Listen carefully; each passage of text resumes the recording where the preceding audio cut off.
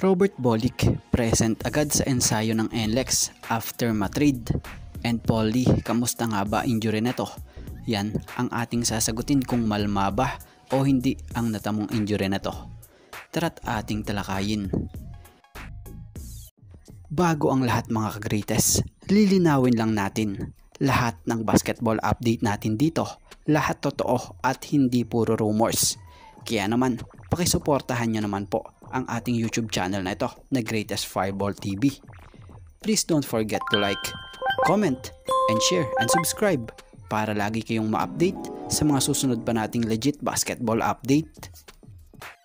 Speaking of Paulie, matatandaang sa huling naging laro ng Magnolia kontra SMB ay nasaktan si Paulie matapos ma-injury ang kanyang paa matapos maapakan ng paa ng import.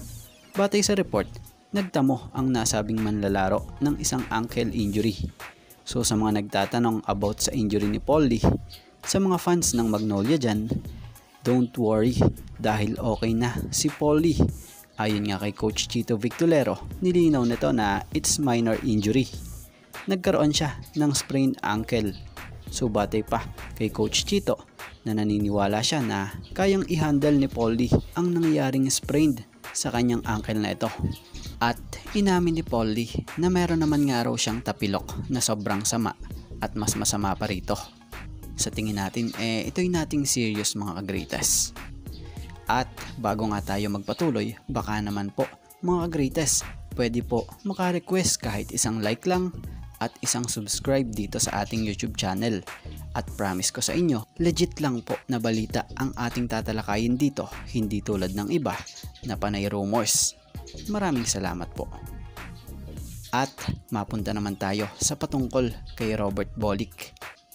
Matatanda ang naganap na kahapon ang isang big trade na 3-team trade sa pagitan ng NLEX, Northport at SMB, kung saan nakuha ng SMB si Don Trollano galing NLEX.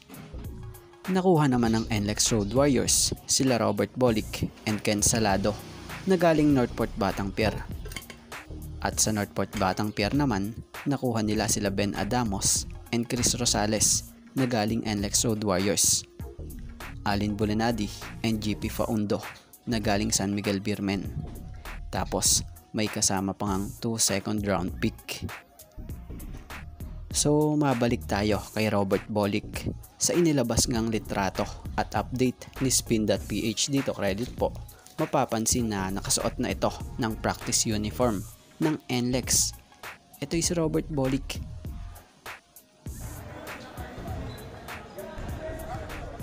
At kung mapapansin nyo sa video clip na ito, siya'y nasa sa talagang ensayo na ng NLEX Road Warriors.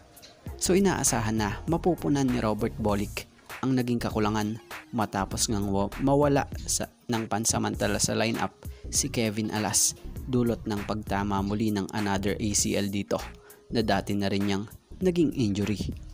So si Bolick, kung natin sa mga huling season na nilaro nga po nito sa PBA bago siya magtungo sa liga sa Japan, ay may mga solid itong numero about sa average stats per game na to.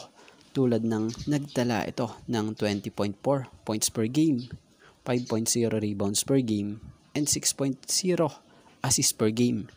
Kaya naman malaki ang inaasahan sa kanya ngayon ng NLEX Road Warriors. Kaya naman, good luck!